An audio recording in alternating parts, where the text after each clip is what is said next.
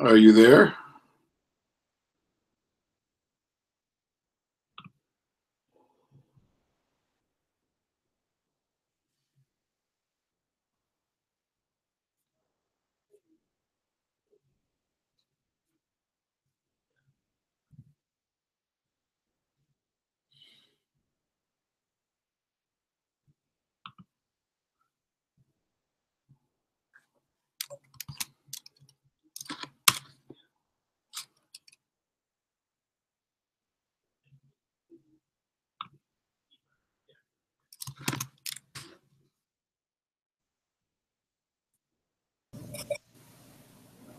Hello. How are you? Good. How are you? Hanging in there. For some time to join us.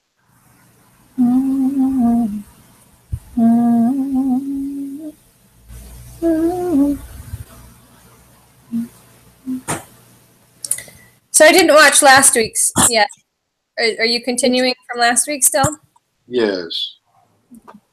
I believe we're at Vraxas de Pedias. Is that right? I think so. Eric, do you remember?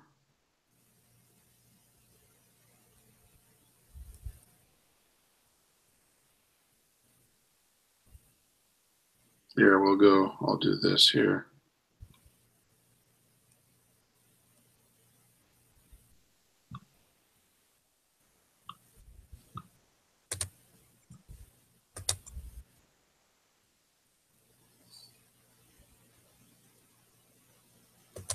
Is everybody seeing the score now? There it is. Right? Yep. Okay.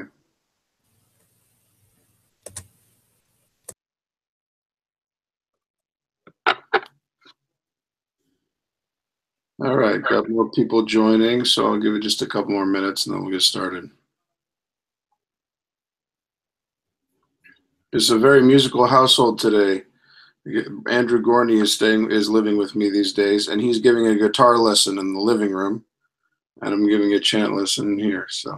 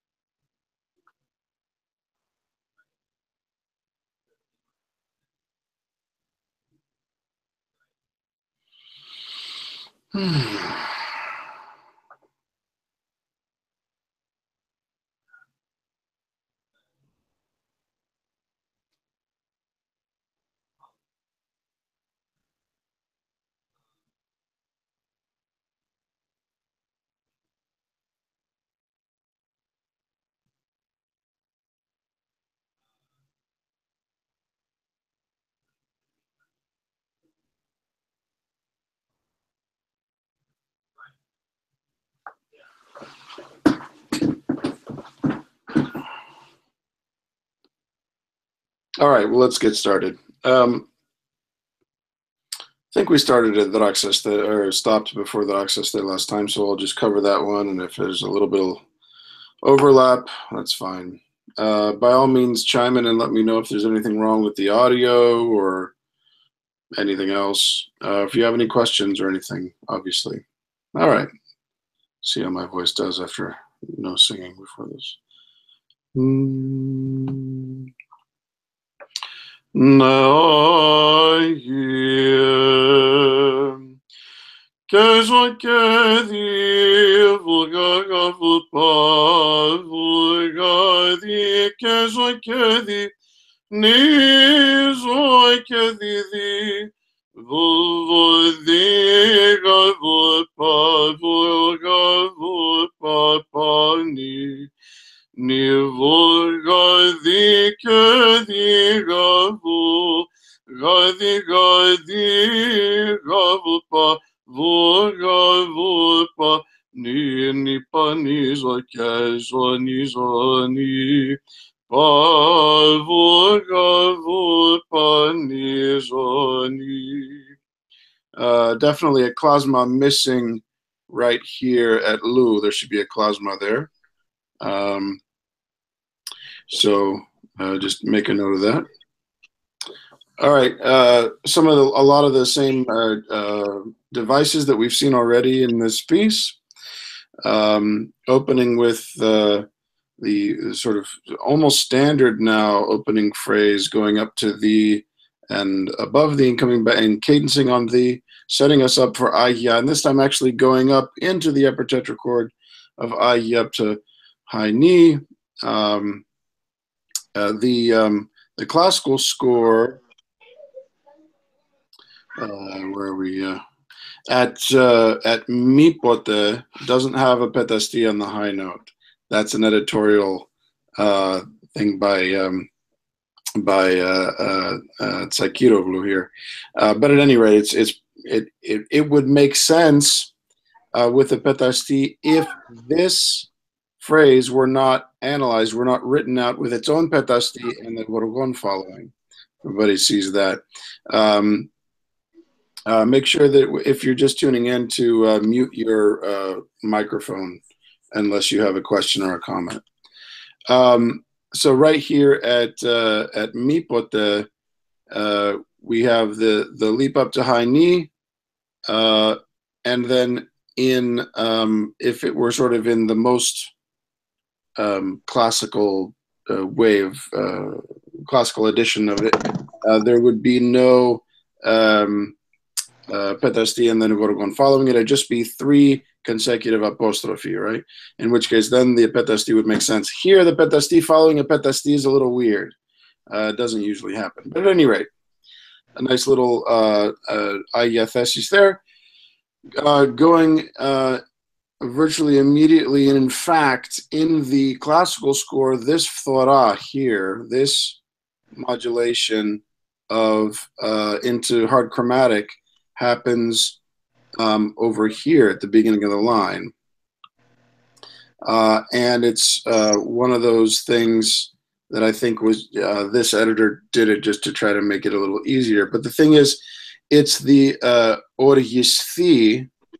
Orgisti is to become angry or wrathful, and it begins with or, so the modulation really should be where it is in the classical score, which is on te. Again, if you unless you have a question or a comment, please mute your microphone.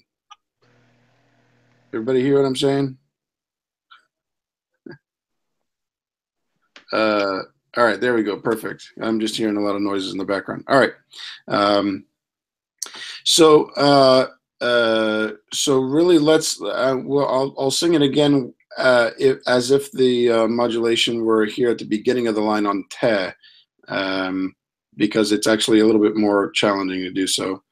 And we had a verse like that previously. And then origisti, hard chromatic, and the hard chromatic section stops here on this pa, but it's in the middle of a phrase that then cadences on ni, and play go fourth. And so I wouldn't change the ison at all here. It would be ni from the beginning of the line all the way through here. And it's just a little coloration of the scale in the middle of it. And then the rest of it is very straightforward, play go fourth.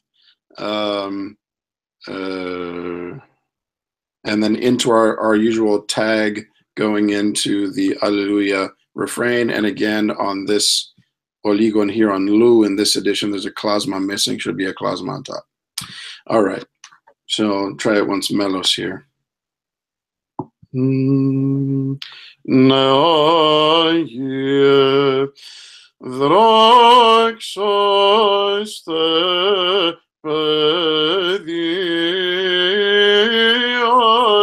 Mi pote orgisti Kyrios ke alpoliste exodu dikeas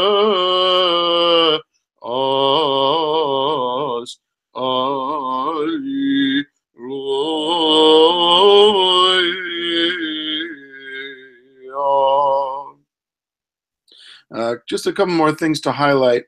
In this rising line here at Pedias, since we have at least 3 ascending steps on the single syllable, it makes sense to execute a small ligisma on the first note there. So,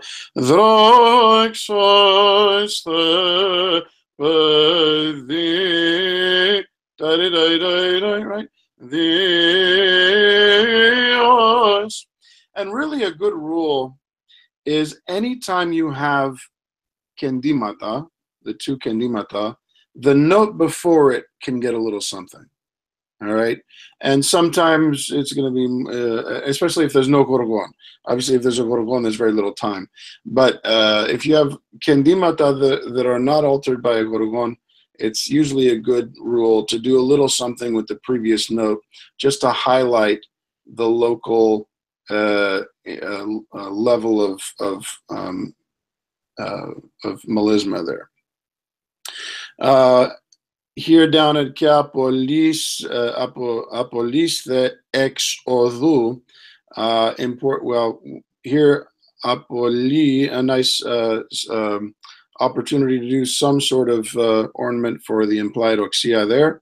Of course, we want to do a piasma, which would be realized essentially how it is up here on mipote, down here at esthe. And then very important to make sure to stop the tone, put at least a glottal stop in between ke apoliste ex odu. It's 2 different words here, right? Even though they're both on the e vowel. Ke apoliste ex odu. Otherwise, it'll sound like ke apolistex, and that's not a word. All right.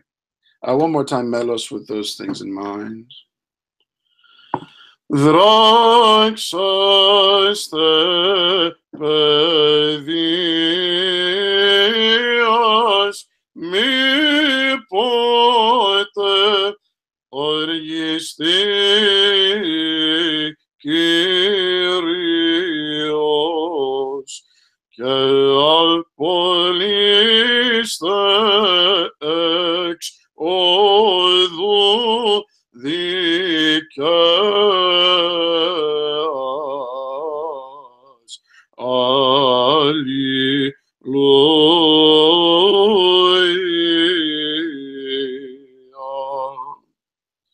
All right, going on. Όταν εκαυθεί εντάχει ο θυμός αυτού. I love this text. Ναie βουλγαγαβουτ παβουλγαδι διζόκεδι βοηδίγαβουτ πανιπαβουνίνι Δινίζω και δι, και ζωνίνι, βογαγαβοπα, βογαδιγαδι και διγαβοπα, παβου βογαγαβοπανι πανίνι. All right. Here we have a nice little, analysis or writing out of what could have just been an ascending fourth with a petasti.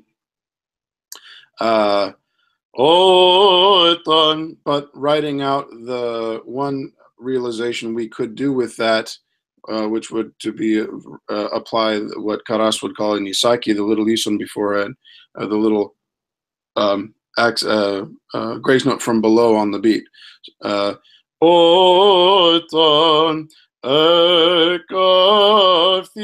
Now here it does come to rest on pa, but like so many other phrases that we've seen in this piece, it comes to rest on pa in the middle of a phrase. Otan ek kafti, not otan break ek kafti, and melodically that way too, right? Otan ek kafti. You could do that. To me, it's just a little stodgy and brings the proceedings to a screeching halt. So I would prefer to keep ison throughout keep the ni ison throughout that phrase, and just apply a little bit of melodiki elxis, a little melodic attraction there on the pa, sharp towards the vu. With a little escape tone at the end of that klasma, the klasma being in the middle of the phrase. Right? Remember, any klasma in the middle of a phrase, it's always fair game to do something with it. In which case it would be otan x. And with this phrase, of course, I'm sure most of you know this already, but that in that particular phrase, the convention is to do an escape tone up the third and then come down for that oligon there. Otan x. Yeah. And then ekafthi will burn entahi in the whatever it is in the implication of his wrath. So entahi, now in the classical score that I'm looking at in the actual starter set, if you're reading from there, on page 67 of the first volume of the Tamil Anthologias, the hard chromatic thora actually comes on tahi, on the zo. And so again, you have to sing, once you get to this the here, you have to sing that major third down to the flat vu in this, because the modulation starts a little earlier. So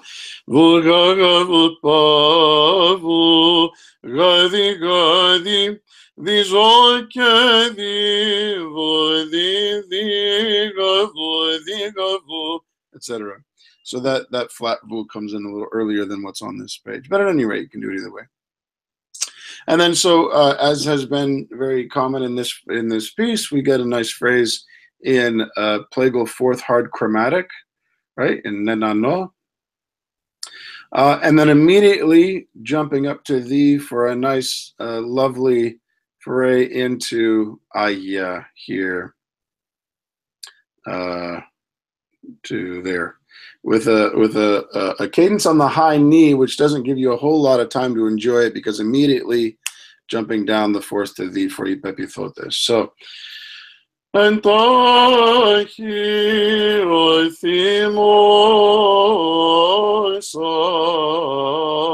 aftu Makari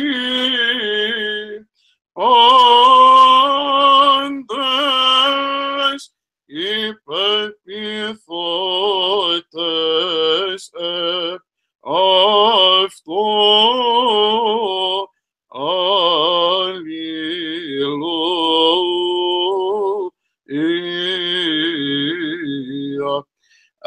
lot of really cool turns in those phrases that I happen to really like, but they happen so quickly and so much in the context of the line that's actually pretty subtle. So one of them is that leap down to the fourth immediately to start this pepithotes epafto, which pretty much exactly the same phrase that we started the verse with, right?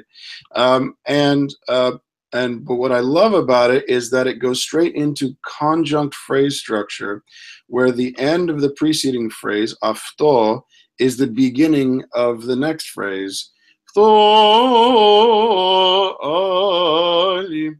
one of the things that happens with the way that this is written out here, where they've essentially written out either a oligon / oxia with psiphiston and klasma, or if you like a petasti with klasma, with this gorgon figure, is that it's harder to see immediately that actually you would want to apply that same isaki, that same appoggiatura from above, that we do for these apostrophe as well, but you would do it for the second part of the poroi here.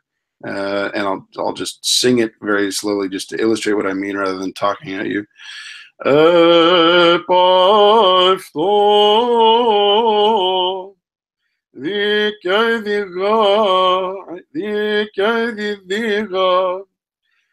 Because you're starting that sequence, that pattern, the descending pattern of da da da da, right? And one of the things you can do to sort of set that up even more is to execute the escape tone before this oligon, or what would be an oxia, before the beat there. So rather than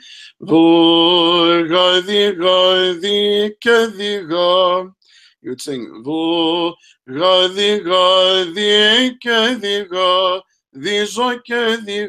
and then excuse me, applying the psyche that I was talking about, it would be and in some scores where things will be written out more analytically, that's exactly what you'll see. So it'll be Ipepithotes epafto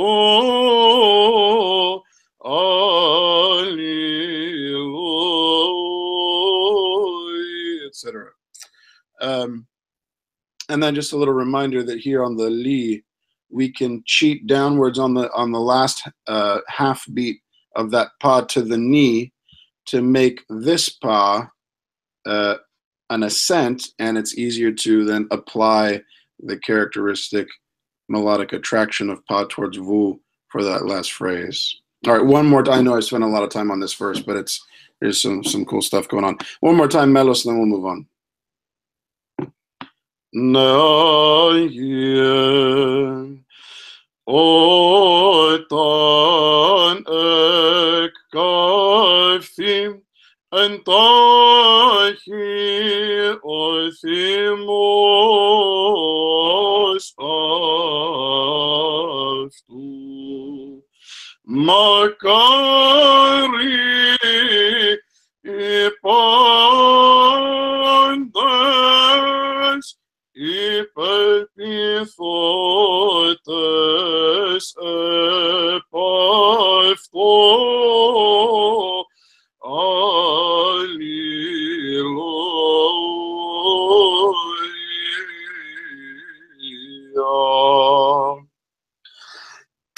Excuse me. All right. Moving on. Kyrie tie plithinthis adinthibondesmes. So here's when we're chanting this in a vigil or whatever, and here's where we know where we're at the home stretch, right? Because that's the beginning, the first verse of Psalm 3 that we read at every Orthodox service. And so, okay, yeah, we're almost done. All right. Once on Parlagi, and then we'll talk a little bit about Naye Pavu Panizoni Diga. That's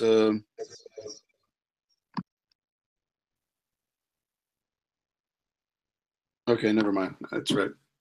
One more time. Naye pavogavot panizoni digavot gavogadike digavot pa pavogadike digavot dikezoke dikezoni zoke digavot gadigavot pauni. Not kidding. So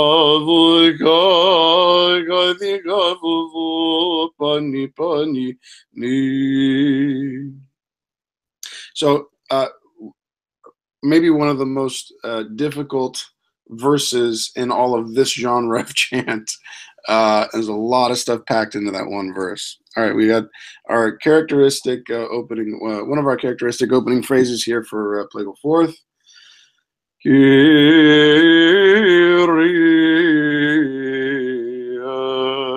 Fine. And it just feels like we're going to go into straight, you know, our usual Plagal Fourth. But it doesn't. What does it do? It goes into Plagal first.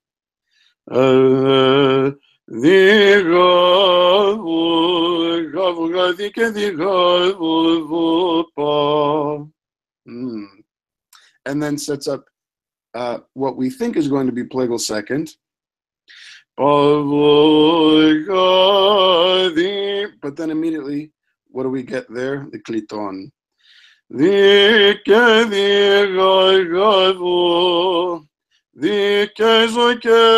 And by the way, we're still in kliton here. Kliton only affects the notes below the, right? So the gavu are where we get those really close intervals. Everything above the is just like ahia. So here we're in ahia kliton.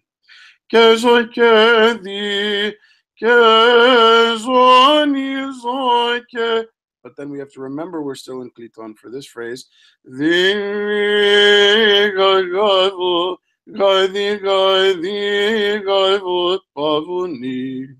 not kidding. It's so hard to sing that on the way down, and I have a feeling that most people would end up singing it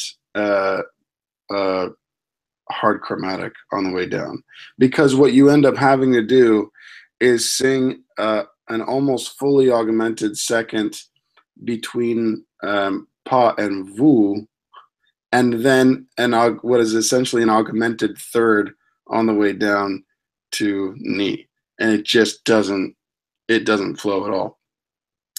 I remember sitting in a question. Yeah. Yeah, am I correct in thinking that the pa is unaffected by the kliton? Yeah, technically, yes. So, and that's exactly what I'm talking about. So what you end up with then, because the vu is so, I mean, the intervals on in kliton are the is 4, right? Ra to vu is 12. So you have smaller than a half step and then a whole step, which makes vu even higher than an E natural. So, you know, approaching an augmented third, but then pa is normal. So that's why I've never heard anybody actually sing it that way. It would have to be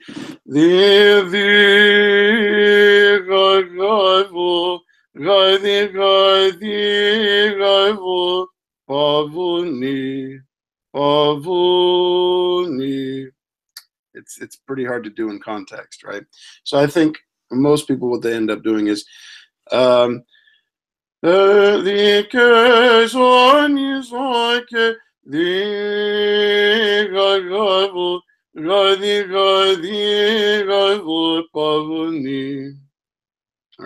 As because otherwise it just doesn't. I mean, I don't know anybody that actually sings it that way. I think probably if I called up Armanitis, he could sing it to me over the phone correctly. But even when I was sitting in the room with Ketzedzis and we were going over, it might have been this very piece actually. and he had me sing this one solo. And I was fine until I got to that phrase. And then he said, yeah, it's different.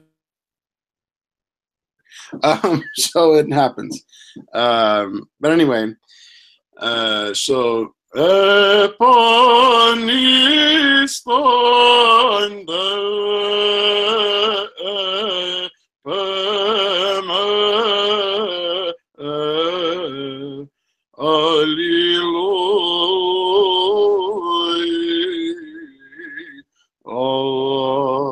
and invariably people will go sharp there because the intervals are so wonky.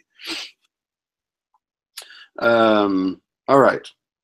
Once all the way through now, melos. That's a lot going on there. And just for in the interest of clarity for Ison's sake, just in case, obviously, ni for Kyria.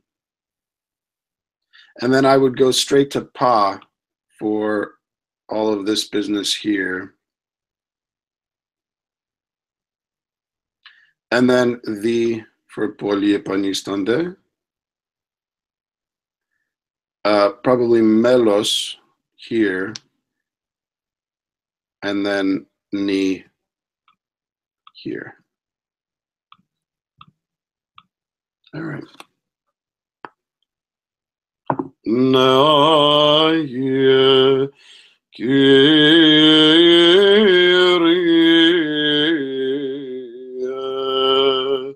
tie plin thithison ith livondes man poli aponistonde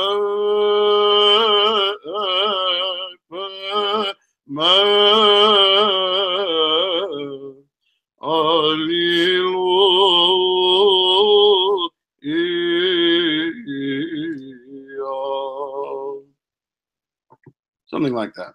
All right, going on. Πολυλέγωση. Νιδί και ζώνη ζω και δι βογαγαβου παπάνι.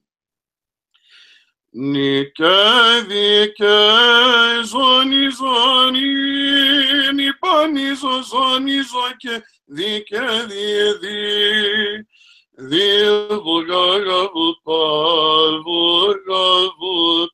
Νιμίζωκε ζωνίζωνη πανίζωνη. All right. So, jumping straight up to Agia here, Πολυλέγωση, and then this sort of bridge phrase that can take us either back into Agia or in this case into Plagal Fourth. All right, could easily have been whatever. Πολυλέγωση τη ψυχή μου. Right, we've heard that plenty of times during the course of this piece, but no, it takes us back down to Plagal Fourth. Τη ψυχή μου, που κι αστής σωτηρία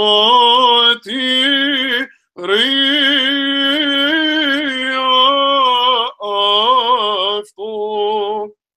Little reminder here, Συνεχές ελαφρών always begins a new syllable. That means these two as are two different syllables. Sotiria afto.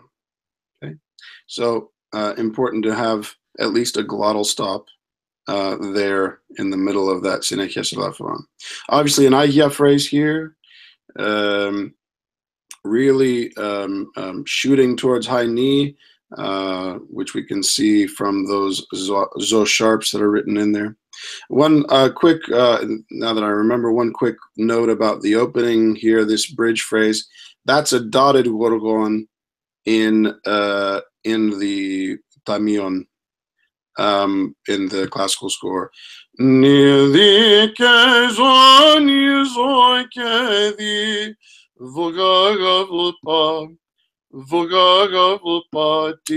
tam, pum, pum, right? So whatever that would be, an eighth note, and if we're thinking in Western notation, an eighth note and a quarter note in a triplet. But of course with a lilt afterwards, so it becomes almost like three triplets, but with the second one weighted a little bit more. So anyway, so that lovely Agia phrase afto, and then endotheo aftu is essentially bringing us back to what we had up here with this phrase, except taking us into that lovely tag that goes down to the ke and back into one of our friends, the Alleluia refrain. All right, once all the way through. He seems to like to do something crazy, like in this one, followed by something straightforward diatonic, which is nice. Na ye polila gosi Peeps himo ukasti sotiria afto endotheo afto Alleluia.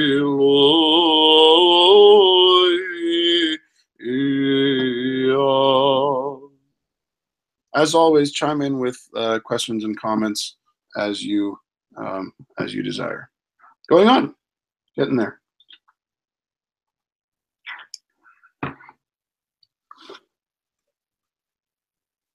Here we have a lovely little turn that we've encountered once before in this piece, a foray into third mode here.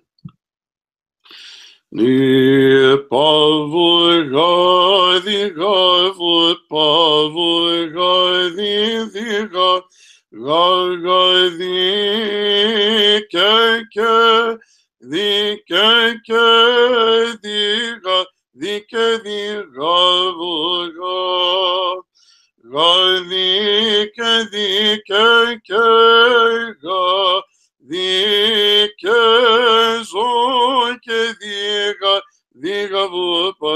here's another little lovely cliton that goes all the way down to ni. And it goes by so quickly with the digurga that it's one of those riffs that you have to practice over and over so that it can just come off as one motion. And maybe I'll do that with you here in a little bit. And then going on.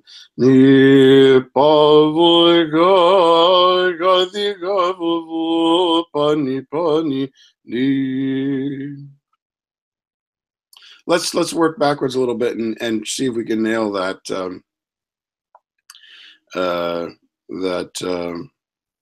lovely cliton bit here. So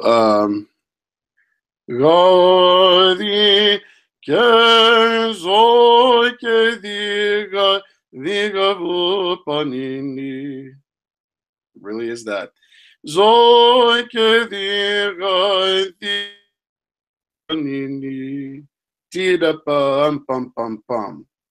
All triplets here,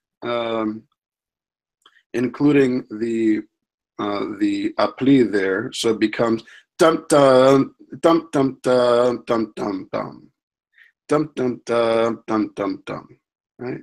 And it up to full tempo, di da da da da dum, da da da da da dum. Kefalin moon die die die die die bum. It's actually easier to do that one than the previous cliton bit that we saw. All right, and then we have a here this little phrase here making us think it's going to cadence on the is what we sort of expect there. And it does, except that it goes immediately into that run.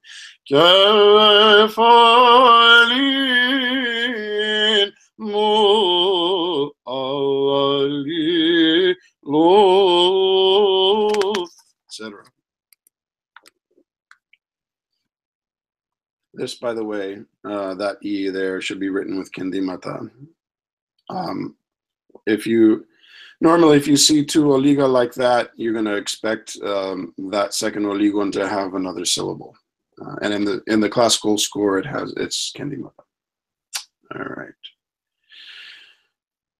It's always such a lovely sense of arrival when you go from a sort of straightforward plagal fourth phrase into third mode on Ra because of that fourth relation there.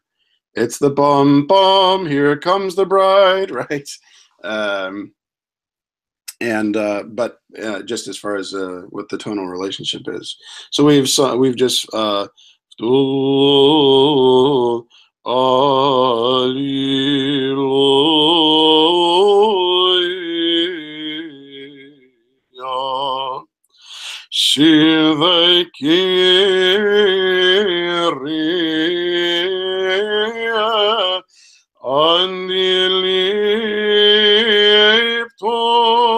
a little comment about this phrase here on the liptor. Just checking the, yeah, okay, it's written the same way in the classical score. The way this liptor is written out is essentially the exact same phrase as ipson. Ipson, but anyway, but this, the oligon klasma, oligon andikenoma gorgon, apostrophos, is an analysis of this dipli here. Everybody see that? And for those of you who have been with me the last couple of weeks, applying the isaki, that grace note from below at the beginning of this phrase here at ipson, we can do the same thing at andili. So, na ye shidai kiri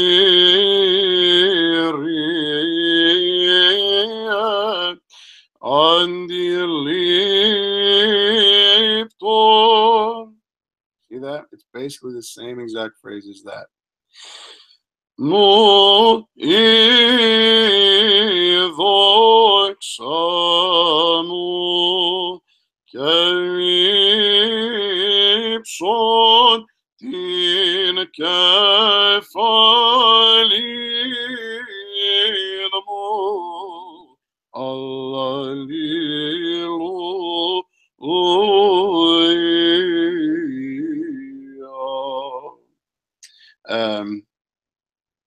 So just a couple of little details we can talk about. Because of course we're always looking ahead, so we know that this phrase is going to go into a mode based on a Ra. Then it's usually idiomatic, nice and stylistic to anticipate that Ra at the end of the Vu here. No.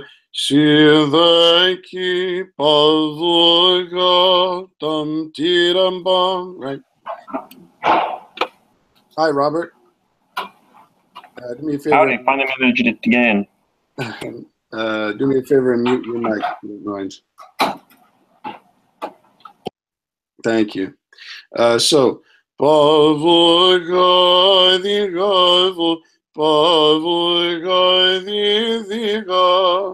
so a little nice sleaze into Kyria there, and then also a opportunity for a little escape tone here in between the oligon, which I would write as an oxia, and the varia there. If you think of that that oligon slanted up like an oxia, followed by a varia, they create an arrow pointing up, which is what Angelopoulos used to tell us, telling us to send our voice going upwards in between there. So,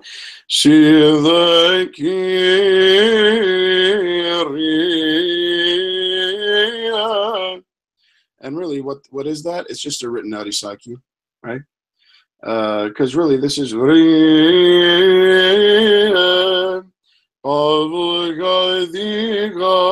but he's taken the time to write out the Isaki for us. And then we talked about on the liturmu doxamu keipson tin kefalin mu ali. Yeah, nice little tricky bit there. All right, once from the top. Naye sidaki riye andilip tormo doxamu keipsontin kefalin mo alilo iya. All right, going on. Now this is sort of, bringing us home. With my voice I cried out to the Lord, and he heard me from his holy mountain. So we're going to hear a lot of crying and a mountain that's going to be all high stuff, right? All right. No, the kezoni zoni ni pavupani zoike zoni zoike the kezoike diga voga the kezoike the kezoni zoni ni pani zoni zoni zoike the kedi the kediga pa pavuga vu pani pani. Really cool. Really cool verse here. I love it when you're able to get that much expression without a single thora, right? It's all about the contour of the melody. Beginning right away in Aya, phonimu proskiri nekekraksa, and even going up to high pa and high vu. And that high vu there in this case, because we're still thinking of this in being an Aya, that high vu is going to act more like a zo, so it's going to be flatter on the since we just touch it and come back down. The kezoni zoni ni pavupani zoike zoni zoike di. Right? Not a lot of people would do that necessarily, but you do hear it a lot as well. It's one of those things that I think it comes from a difference of thinking of the mode according to an octave system or according to a tetrachord system. And if we're thinking of it according to the fact that we're right here, that is not a plagal fourth phrase. We're in Ahia, right? And so we need to apply all those rules. Going on.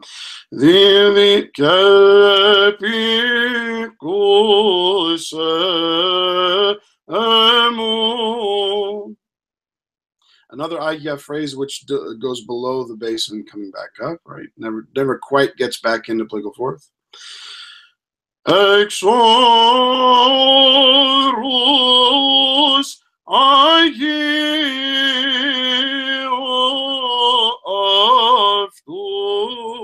and then here, excuse me, conjunct phrase structure going into that same tag that we had a few verses ago, allowing for that lovely movement of the escape tone before the ke here, the application of the isaki going into the ga, and then continuing that sequence down to the pa here.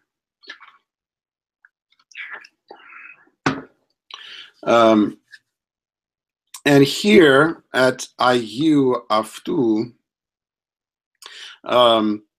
given where we are in the scale and in the phrase, and given the ecstatic and climactic nature of that phrase within the verse, I would love to do an escape tone before this oligon, or what really is an oxia psifiston there. So sorry, I'm having vocal issues. Anyway, exoros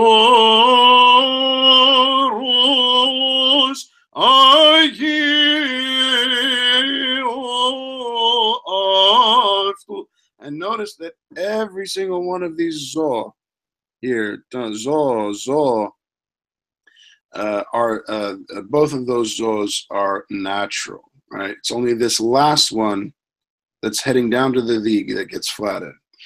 Exoros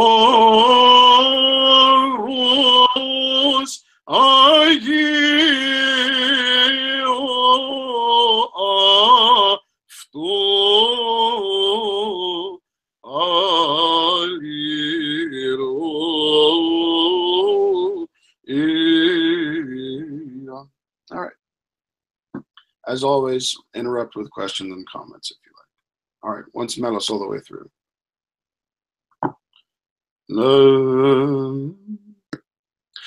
Fonimo proskirion akakraxon kaepikusemo exoros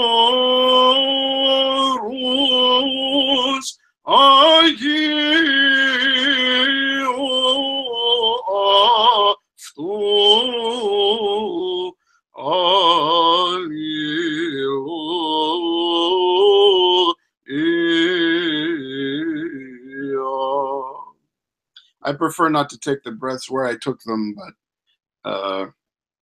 I didn't really plan them out very well. All right, but let's move on. John, can I ask a quick question? Yeah, of course. If you have already covered this, tell me just to listen to the rest of the lesson. When you went to the high vu, you said you were deliberately going flat to treat it, or you're treating it like zo and making it flat. Can you elaborate on that, or has it already been covered? Well, I didn't really elaborate on it. I mentioned it. So high vu in Aya most often is going to function much like zo does when we're in plagal fourth. All right. If you consider the fact that unlike plagal fourth, which if you're looking at its octave has disjunct tetrachords, right? Right?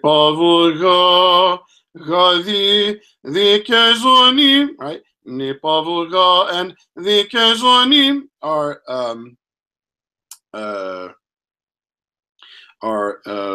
identical tetrachords separated by the what's called the the disyoking tone, the unyoking tone.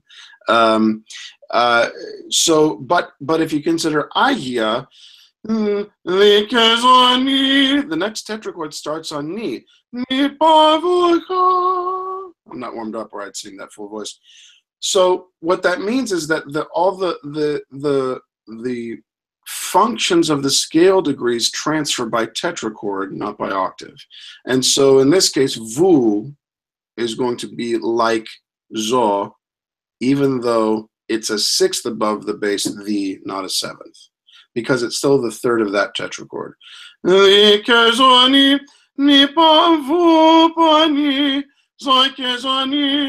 And then it'll be natural if you go all the way up to ga. And then if you get a phthora of ni on v, of course it changes the whole scale. Or if you get a phthora of ke on high pa, or pa on ke, etc. But given the fact that there's no phthora here, right, then that high vu is going to function like zo, in which case it'll be flatted when it's just a neighbor. Okay? Does that answer your question? Yeah, maybe in personal pick your brain a little bit more. Okay, sure.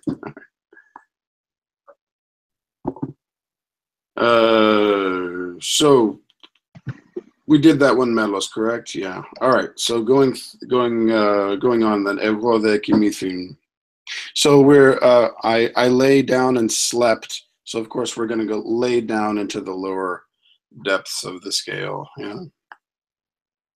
Na ye ni pavupani kazoni pani zozoke kazoni zoke kedi.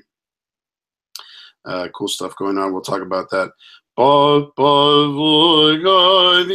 kazokedi the kazoni zoke kedi. The galvupa ni zoke zoni zoni galvupa ni zoni. Interesting note, that chromatic thora is not in the Tamil anthologias. So I'm not sure. I'll have to check some secondary sources, but that's, I don't know if anybody has a different book in front of them they can confirm, say in the Opandekti or in Hurmuzios Tamion, if it has that. But anyway, so lovely verse here. There are no martirias here setting off ekimithin, but it really is, given this cadential figure here, in plagal first on loke. So ni pavupani kazoni pani zozoke. So I didn't look ahead like a good boy, so I actually sharped that first ke when I did it the first time. But you shouldn't, because looking ahead to this whole phrase, it's in ke, right? It's in plagal first on low ke, in which case that should be a ke natural, and all the way through that. Then ke hypnosa is in plagal fourth on low the, or if you like, aya transposed down the octave. In which case that ke here should be sharped on the way up to zo, if we can manage it, right? It's actually harder to do it down in the lower octave because of the ratios of the frequencies, and I won't get into it. Ni pavupani kazoni pani zozoke kazoni zoke kedi. I'll do it with the modulation here.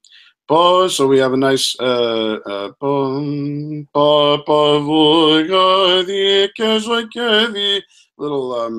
plagal second slash and then on no figure heading up to the V to set up our aya phrase.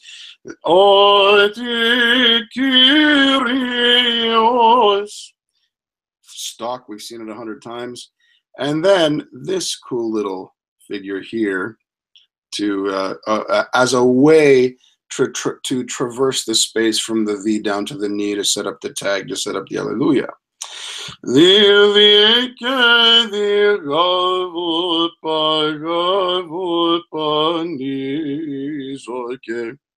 Just a clever way to bridge that gap there. He's shown us a number of different ways in this piece. All right. Once from the top, Melos. Ego the ekimithin kaipnosa exigenthin otikirios andilips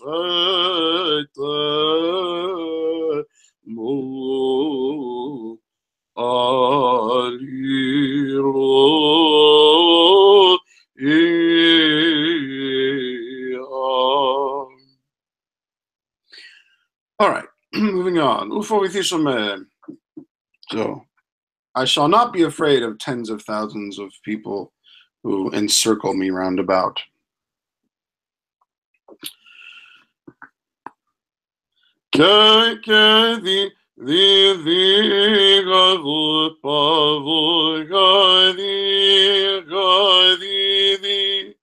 Ni pavur di gavur gadi gavur pavur papa pavur gavur pa ni zo ni pavur di gavur pa ni pavur ni pavur gadi vur pavur gavur pa ni ni. Really clever little verse here, doing plenty of word painting. I will not be afraid. So talking about things we're afraid of, we're going to go into the hard chromatic scale, of course, to activate the spookiness. And then, but he does something he hasn't done a whole lot in this piece, which is go into actual plagal second on pa. Most of the times we've gotten to the hard chromatic modulant in this piece, it has stayed based on ni, in other words, plagal fourth hard chromatic. But in this case, it actually does go into plagal second. So it's sort of a fake out of a fake out, because normally when we get a thora of a hard chromatic, we're going to expect it to go to pa, right? Well, all psalm long, we have had it, for the most part, go to plagal fourth hard chromatic on ni. And then, so the tens of thousands of people get plagal second. Then those that encircle me go back into plagal fourth for just a second, because or rather plagal fourth diatonic, because then it goes straight back into hard chromatic, and we think because of this phrase it's going to go back into hard chromatic plagal second. Nope, it does what it's been doing most of the time, which is hard chromatic plagal fourth. So fake out after fake out after fake out, kind of like being afraid of tens of thousands of people encircling me round about. All right.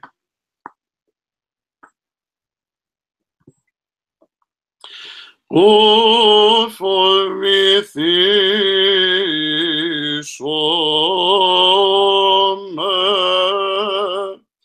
Alpomiriadon lau tonikiklo sinepiti themenoni. Hallelujah. Any questions, comments? All right. Anasta Kyrie, yes. In the classical score, with the Martyria, where there's it says in the classical score diatonic, even though there is a thora on the. And also there's also another the Materia after Lau. Can you just run through why that might be, please?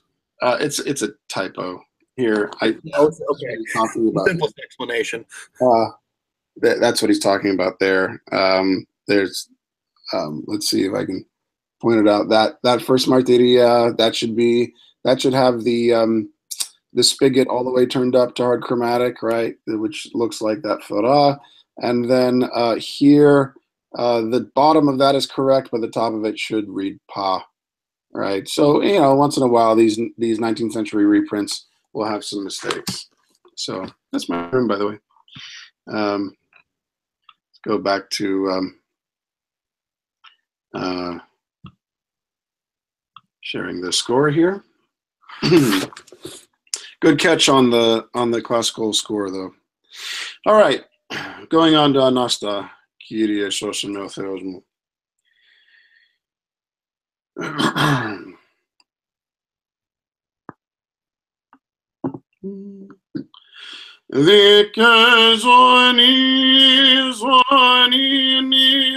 Pani, pani zoke, zoni zoke didi, vogaga vopa pani, kedi ke, zoni zoke zoni ni zoni zoke di kedi di ke zodi, pa vo di. Diga voga pani, pavuga diga diga pani, pavu gadi pani. Oh, sorry. Diga pani, zoke zoni.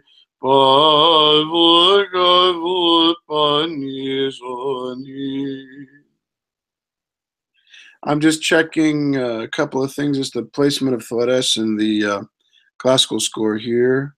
Looks like it's essentially all the same. All right, cool. Really nice, very nice verse here. The text is a little bit longer, so it gets to elaborate and develop the phrasing a little bit more. So Anasta Kyrie Sosomeo Theosmu, of course, Anasta, arise, O Lord. Of course you're gonna go up into Aya, right? And Anasta though gets to high knee here, but then arise, O Lord goes even higher up into high pa there. A lovely little thing. And then just a reminder that in realizing that petasti there, which, by the way, is editorial, the classical score has an oligon of the klasma, but even so, it's an oxia, and you would realize it much like a petasti with a klasma here. Just a reminder that in the upper neighbor to high pa in Aya is vu flat, not vu natural. And then this ke here, because it being in the middle of a phrase going on, not really a cadence, but a klasma we can do something with, namely sharpening the ke towards the zo and doing a little something to break the tone for the klasma, right? And John, a question about that first phrase. So yeah. The first ke, would you sharp that? And if you aren't sharpening that, then why not? Yes, you would. There it is. Yeah, yeah. I mean, the thing is that when it's a passing tone, it may not be sharped quite as much as when it's a neighbor tone, right?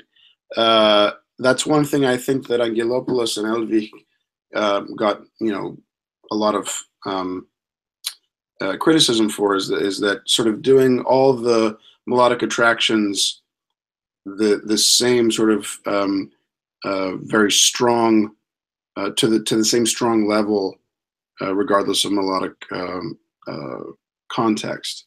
It's really impressive when you hear the whole choir doing it, of course. But here I would like, if I were going to write it in, this ke would have a sharp that looks like this one here without a cross on it, but this one here would have a cross on it because it's a neighbor tone. So passing tone going from vi ke zo, neighbor tone zo ke zo, right? Having already been on zo here, it's going to attract the ke even more so, or more zo. All right.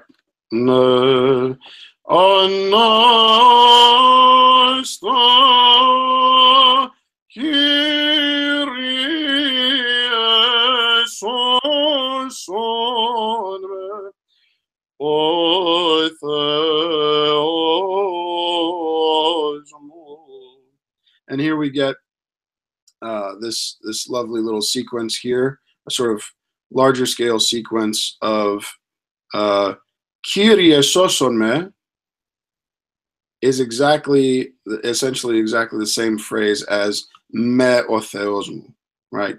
Conjunct phrase structure, so me is analogous to ki, and is also analogous to mu. I don't know if you guys see what I'm saying. So, Kyrie son me o theos mu.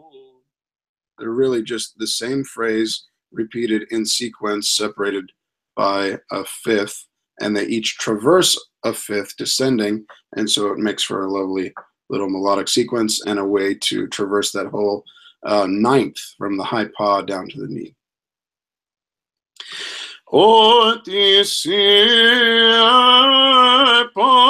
So just to address your question again, notice how this C on the way up, yes, it was attracted, but not nearly as much as this e.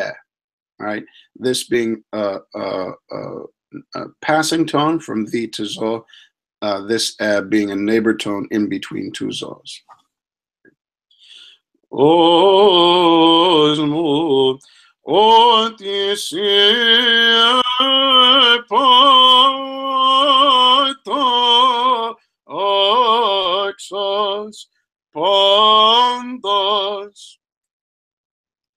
He loves this tiny little tag of what I suppose we could bother calling second mode, but at least soft chromatic there. Here and there to set off a phrase in a different mode entirely. He does it a number of times in the psalm, and I like it. It's a cool little device. So,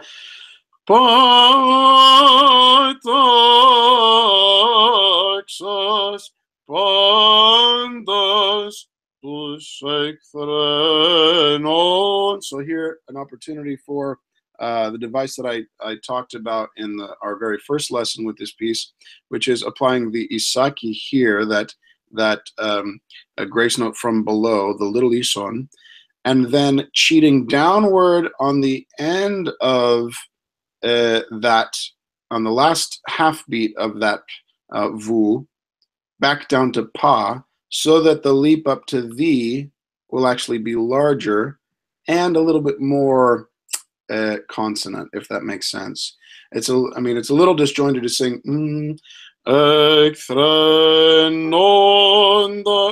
right? It doesn't really flow, right? So we sing that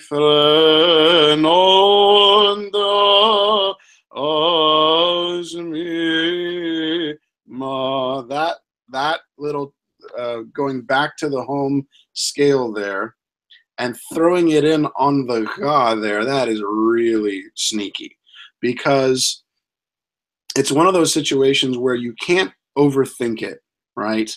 You have to just, okay, diatonic ga, just sing it. Because if you try to apply that thora from the ga of the hard chromatic, you will end up a half step sharp for the rest of the piece, right? So, really, I would have maybe written it in on the vu, but even that one's tough because the vu's different, right? So you have to make decisions. Anyway, so that ga is essentially we're going from the flat vu of hard chromatic to the natural ga of soft diatonic there.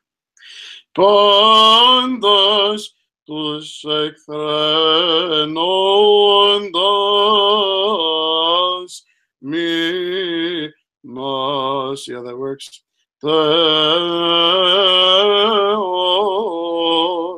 And a nice little foray into legatos there, although I wouldn't bother necessarily holding a vu there. You could, absolutely could, but I think it works just to go back down to knee there, since that's where this is headed here. And then we thought we were done with chromatic, but no, for the teeth of the wicked, the teeth of the sinners here.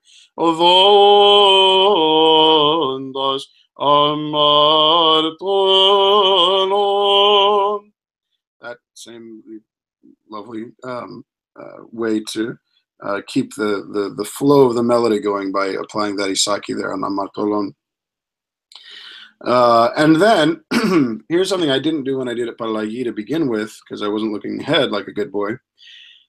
Notice the flat here, the ephesis on 3 of sinetripsas. That's telling us that we're to sing this phrase in plagal fourth, what I would call hard diatonic, what a lot of people would call enharmonic. In other words, as if there's an agem on the vu here. Just for this phrase here. In which case, we can execute the escape tone leading into this V here and sing a K flat to set it off. So, or from after the vu, odondas amartolon synetripsas ali. Everybody hear how that works there? One little thing that I didn't do that time, but I think one should, and you'll find it written out that way in other scores, is especially since it's amartolon and it's a strong accent there with the perispomeni on the omega, to cheat down on the second half beat of this apostrophos down to the vu flat, making this lon a stronger accent. Odondas amartolon. See? And then synetripsas, etc. All right. Any other comments or questions? I'll do it melos.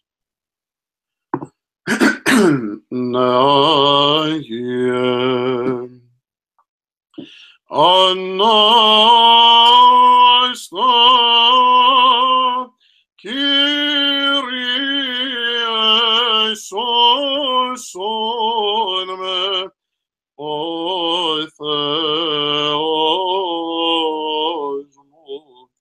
otisi apataxas pandas tus ethrenondas mi mateos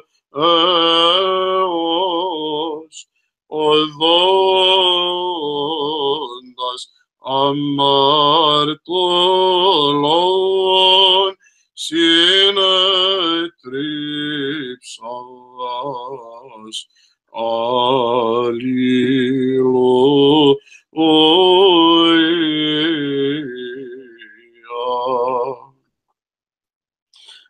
And I have a tendency to flat that last vu a little bit because it's set up by this phrase here where the vu is flatted. Right? I don't sing the vu flat here, but because of that I sort of treat vu like zo a little bit here. That's just my own personal thing. Not everybody does it. Some do. All right. Rolling into the end here, and with just perfect timing, it seems like. All right. Tu Kyrie soteria.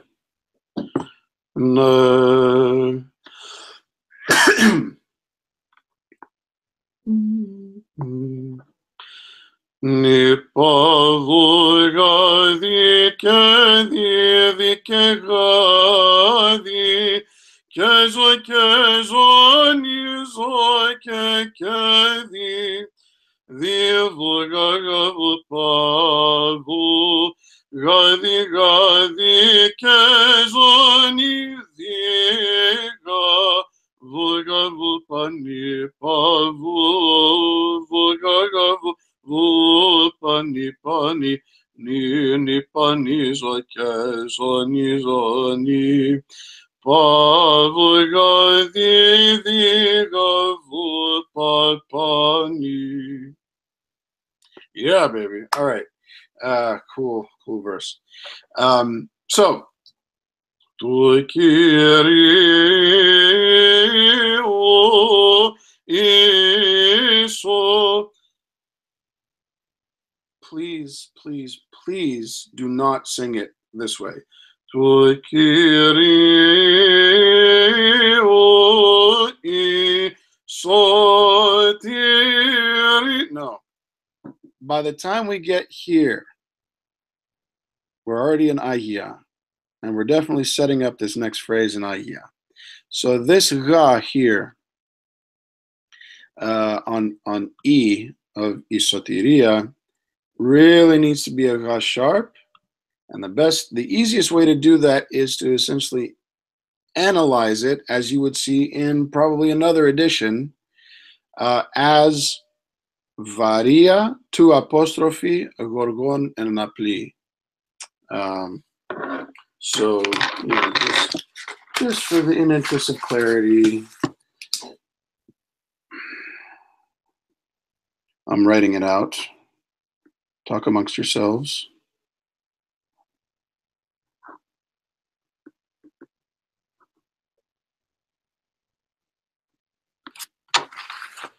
And I will.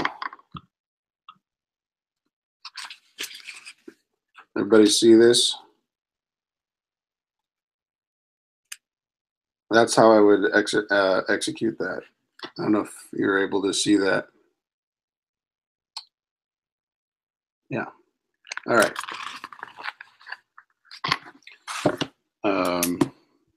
If you can do it without the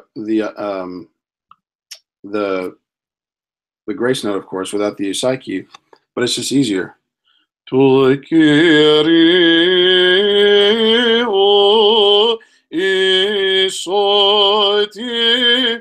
can do that, great, but you got to sing it ga sharp because it really is an ayya by that time. And in which case you want your ison to be on the by the time you get to the on u here. So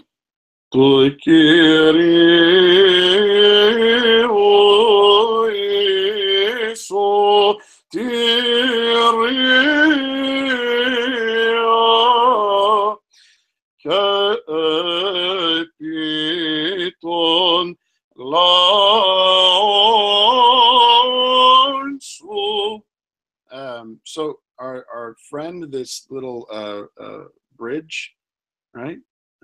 Bridging in this case, two different phrases in Ahia.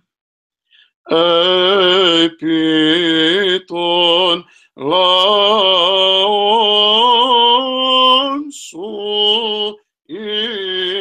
and then straight into plagal fourth. At this point, if you're not looking ahead, you may wonder if it's going to do that sort of characteristic foray into plagal first, but it doesn't. It does what it's done in a couple of times in this piece. So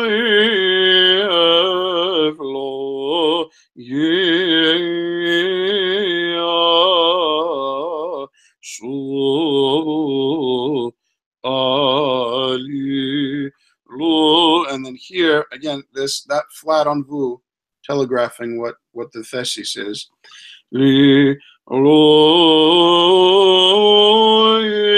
So in the little lilt in between the two these here, we'll sing ke flat because of that vu flat on the way down.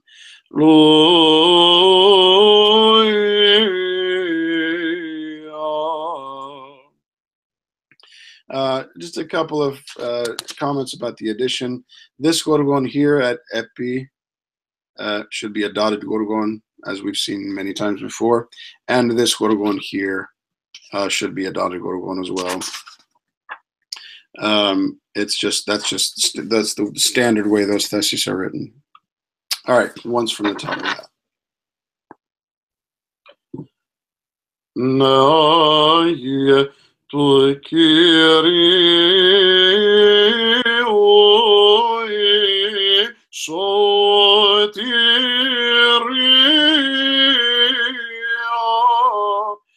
Kepiton lansu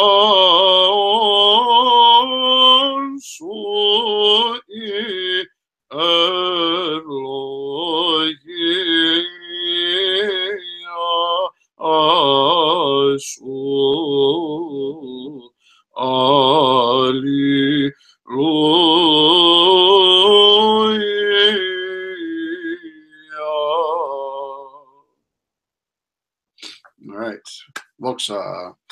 Pavu pani, pavu pavu, digavu pavu, gadi gadi, dike digavu pavu, gavu papani, nidike zoni ke, zoni zoni, di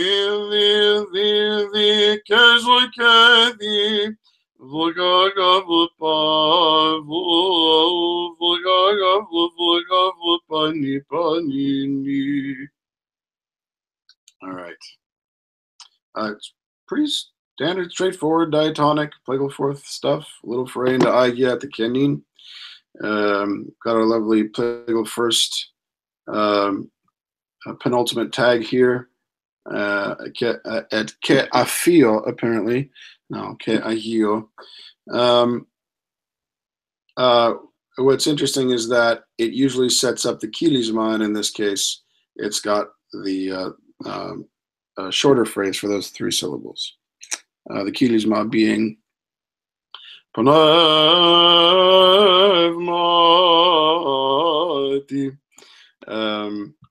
Yeah, but in this case, just panavmati, and then kenin kai. Here's another place where you could, if you like, execute an isaki, just in case you're worried about nailing that descending, slightly diminished minor third, right? Because that ke really should be attracted toward the next zo, which in turn is attracted to ni, so that ke needs to be pretty dang high there. Kenin kai. See how that works? Gonna have to calculate it back from the cadence there. You got it's cadencing on ni, not just zo. So that means the zo is attracted to the ni, and the ke is attracted to the zo. And since that zo is higher, the ke is going to be a little bit higher.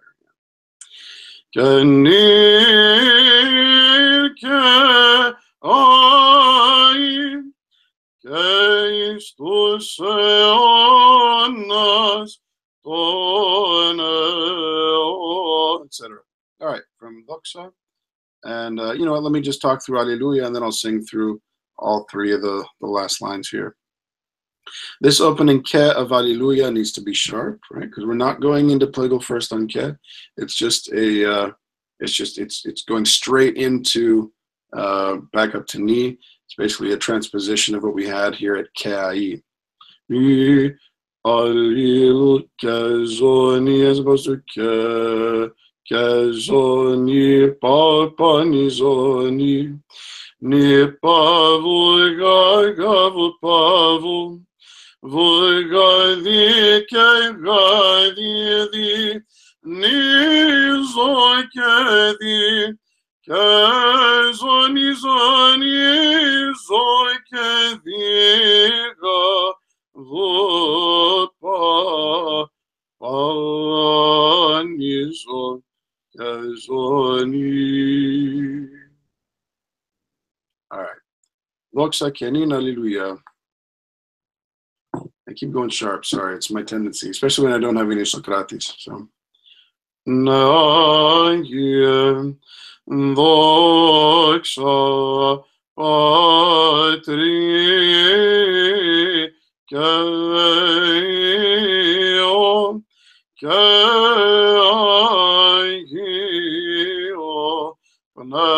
I'm sorry, Panavmati. Must be getting tired, sorry. Kenin kai Christus eonas oneonon. Amen. Alleluia. Alleluia. Alleluia. Doxa si o Theos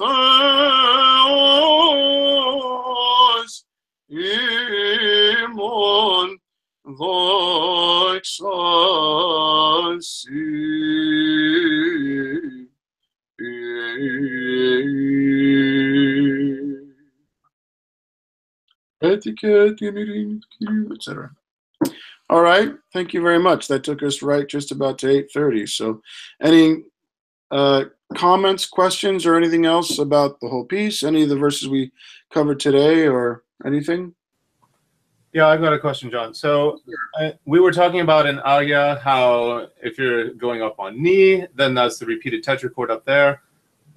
Going down, like I'm wondering whether that sharp ga was it repeating on the bottom side, like you treat the as if it were knee, and you're kind of, you know, is that how Agya works? Is you would repeat that tetrachord going downwards? You're talking about low the or just the? No, just the. Well, and we would come to that ga, which was sharp, and I didn't know if that was just an attraction or whether we're treating that as also like a repeated agya tetrachord downward. You know, now treating that the as if it were the high knee. You know, right. and that would be like a zul on that ga. Right. That would in this case it's just it's an attraction, but it's a very important and this was back a verse or so, not on the doksa, but I maybe. Yeah, I know what you're talking about. The here at the isotiria, right?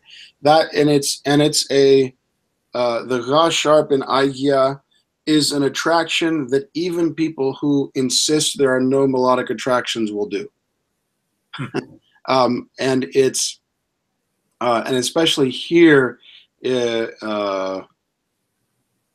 will find that same phrase written out the way I wrote it out with that sharp underneath.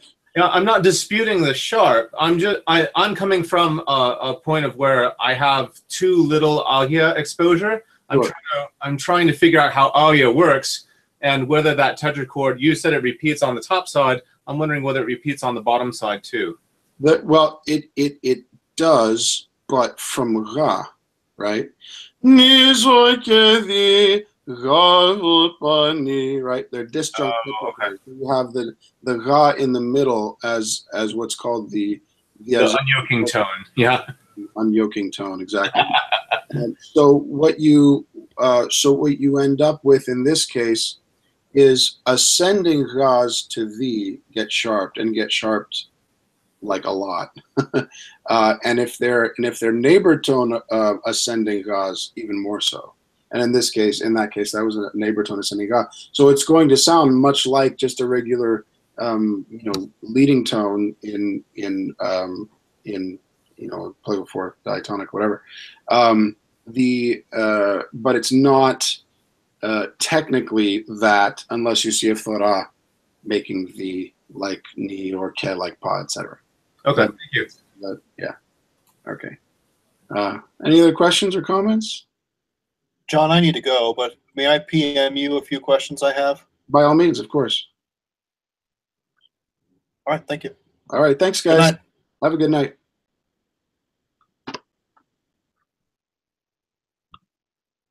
Thank you. My pleasure. Thank you. My pleasure.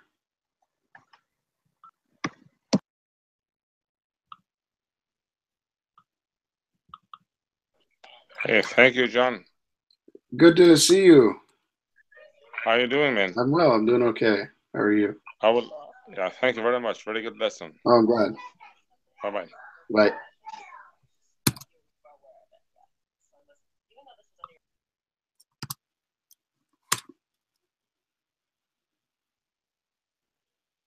In Cliton, our Vita Ga is 4. Thank you very much. Very good lesson. Oh, I'm glad. Bye-bye. Bye.